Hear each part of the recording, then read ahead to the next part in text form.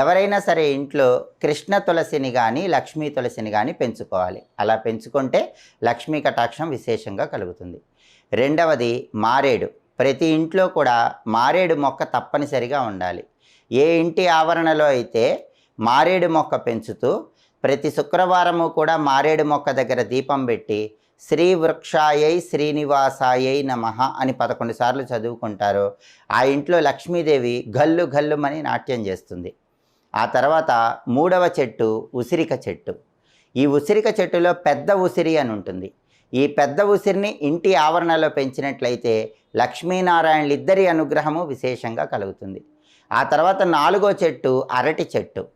ఏ ఇంటి ఆవరణలో అయితే అరటి చెట్టు పెంచుతారో ఆ ఇంట్లో ఎలాంటి కష్టాలు ఉండవు, డబ్బు పరమైన సమస్యలన్నీ కూడా తొలగిపోతాయి. ఇక ఆఖరి చెట్టు ఐదో చెట్టు కలబంద చెట్టు. ప్రతి ఇంట్లో కూడా